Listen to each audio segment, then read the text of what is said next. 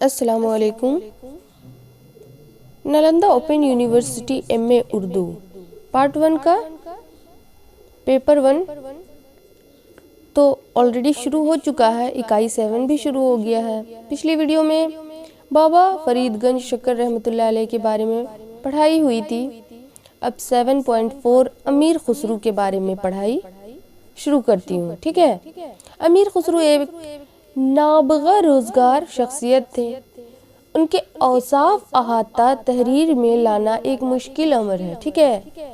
آپ ہمہ صفت موصوف تھے۔ انہوں نے زندگی کی رنگا رنگ کیفیتوں کو جس طرح برتنے کی کوشش کی ہے وہ انہی حدوں میں بے حد امتیاز پہلو رکھتی ہیں۔ لیکن امیر خسرو کے بارے میں مجہول روایتوں کا ایک سلسلہ ہے۔ حد تو یہ ہے کہ ان کے والد کے نام، ان کی جائے پیدائش اور ان کے قبیلے کے بارے میں سارے پرانے خیالات باطل ہو رہے ہیں۔ دیکھیے باطل ہو رہے ہیں، یہاں پر کیسی سوال ہے کہ وہ سارے جھوٹے نکل رہے ہیں، یعنی کوئی صحیح نہیں ہے نا۔ تو پھر ان کے کلام کی چھان بھٹک سے یہ بھی اندازہ ہوتا ہے کہ ان کے نام سے منسوب سارا کلام ان کا اپنا نہیں ہے۔ دیکھیے کیسی بات ہے، یعنی ریسرچر لوگوں کے تحت نا ہم لوگوں تک پہنچتی ہے یہ ساری انفارمیشن۔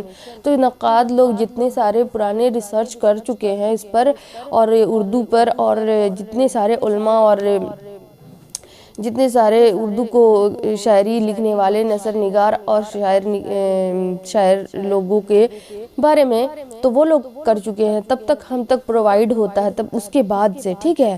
امیر خسرو پٹیالہ ضلع ایٹا میں 1253 عیسوی میں پیدا ہوئے اور 1325 عیسوی میں دہلی میں ان کا انتقال ہوا۔ اوکے، امیر خسرو کے والد کا نام سیف الدین شمس تھا اور وہ ترکوں کے لاچین قبیلے کے سردار تھے۔ اپنے وطن کش سے التمش کے عہد حکومت میں ہندوستان آئے تھے۔ آپ کو پتہ ہے التمش کون؟ جو ایک التمش بادشاہ تھے جن کی بیٹی رضیہ سلطانہ، ہسٹری میں آپ لوگ باقاعدہ پڑھا ہوگا، آئے تھے۔ مگر ممتاز حسین نے اپنی ایک کتاب میں امیر خسرو کے سوانح امور سے بحث کی ہے اور لکھا ہے کہ لاچین قبیلے کا نام نہیں ہے بلکہ یہ نام ایک جزو ہے، اور انہیں یہ بھی لکھا ہے کہ جہاں کہیں وہ اپنا نام خسرو لکھتے ہیں وہاں اس کی رعایت سے اپنے والد کا نام لاچین ہی لکھتے ہیں، جس کے ایک مجازی معنی غلام کے ہیں، اور جہاں یہ محل نہیں ہوتا وہاں سیف شمس یا قیفہ کہہ کر یاد کرتے ہیں، ٹھیک ہے۔ شاعری امیر خسرو کی اولین ترجیح تھی۔ کہا جاتا ہے کہ ان کے ابیات تعداد میں 2.5 لاکھ تک ہیں اور ان کی تصانیف 99 بتائی گئی ہے، لیکن یہ امور مبالغے سے خالی نہیں۔ یہ سچ ہے کہ امیر خسرو کو کئی زبانوں پر دسترس حاصل تھی، مثلاً عربی، فارسی، ترکی، سنسکرت سے بھی ان کی واقفیت کا پتہ چلتا ہے نا۔ نیز کئی علاقائی زبانوں سے بھی مثنوی نسپہر اس کی گواہ ہے کہ انہوں نے متعدد زبانوں کا ذکر کیا ہے جن سے گریڈسن نے بھی خوب استفادہ کیا۔ گریڈسن ایک ریسرچر تھا، اس کے بارے میں بتائی گئی ہے نا، جو امیر خسرو کے بارے میں وہ گریڈسن نے بھی بتایا ہے، ٹھیک ہے۔ یوں تو امیر خسرو فارسی کے شاعر تھے، لیکن ان کے ہندی کلام کا جو نمونہ ملتا ہے اس سے مقامی زبان سے ان کے شغف کا اندازہ ہوتا ہے۔ ایک مستند شعر جو خسرو کا ملتا ہے وہ ملا وجہی کی سبرس میں ہے۔ دیکھیے، پنکھا ہو کر میں ڈلی ساقی تیرا چاؤ، منجا جلتی جنم گیا تیرے لکھن باؤ۔ افضل کی بکٹ کہانی میں بھی ایک دوہا خسرو کا ہے اور وہ اس طرح ہے: گوری سووے سیج پر مکھ پر ڈالے کیس، چل خسرو گھر آپ نے رین بھئی چہودیس۔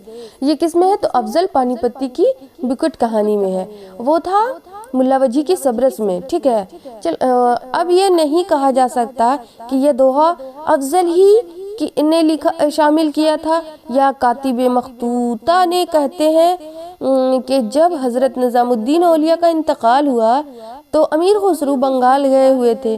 مرشد کے وصال کی خبر ملی تو روتے پیٹتے دہلی پہنچے۔ دیکھیے کس طرح سے بتائی گئی ہے، مرشد کی خبر دیکھی تو یہی دوہا پڑھا، یعنی یہی دوہا پڑھا: گوری سووے سیج پہ مکھ پر ڈارے کیس چل خسرو گھر آپ نے رین بھئی چودیس، مطلب یہی جب ان کی حضرت نظام الدین اولیاء کی وصال پر انہوں نے یہ بات کہی تو یہی دوہا پڑھا اور بے ہوش ہو گئے۔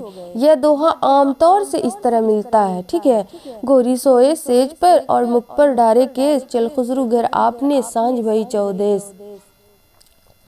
اس دوہے کی شان نزول حل میں ذرا شک پیدا کرتی ہے۔ مرشید کو صوفیاء میں پیایا شوہر ماننے کی روایت تو ملتی ہے، لیکن گوری یا محبوبہ کے روپ میں مرشد کو دیکھنے کی مثال نہیں ملتی۔ یہ صحیح ہے کہ اب ریسرچر لوگ جو ہیں وہ نقاد لوگ ہیں، ناقد لوگ جو ہیں وہ کیا کرتے ہیں کہ اس پر تنقید کرتے ہیں۔ کیا ہوتا ہے کہ کوئی بھی شعر و شاعری کرتا ہے یا کوئی کہانی لکھتا ہے، اس میں انسان سے کبھی کبھی بہت ساری غلطیاں ہوتی ہیں اور وہ تو اپنا مکمل مصرع کر دیتے ہیں، مکمل کہانی کر دیتے ہیں، بعد میں اس کو ریسرچ کر کے لوگ اس کی خامیاں، اس کی خوبیاں کو نکالتے ہیں، کیونکہ اگر یہ نہ کرے تو ایجوکیشن میں تو ضروری ہے نا ہر چیز کی مکمل جانکاری۔ اب میں کچھ بھی بول دوں، کچھ بھی کر دوں تو یہ صحیح نہیں ہے۔ اب بات انسان گفتگو کرتا ہے، بہت سارے ایسے رانگز ورڈز استعمال کر دیتے ہیں، لیکن اگر بات پڑھائی اور علم اور تعلیم سے ریلیٹڈ ہوگا تو اس میں جانکاری ضروری ہے، ریسرچ کے طور پہ اس کی تنقید کرنی ضروری ہے۔ بنا تنقید کے کسی بھی شاعری ہو یا نثر مکمل نہیں ہے، ٹھیک ہے۔ سلطان المشائخ کا عرس آج بھی خسرو کے اس دوہے سے شروع ہوتا ہے۔ اس سلسلے میں روایت کی بنا پر خسرو کے اس دوہے کو مستند نہ سمجھنے کی کوئی وجہ ہمارے پاس موجود نہیں ہے۔ سبرس میں منقولہ دوہا بھی بہرحال مستند مانا جانا چاہیے، لیکن کچھ چیزیں ایسی ہیں جو آسانی سے خسرو کی کہی جا سکتی ہیں۔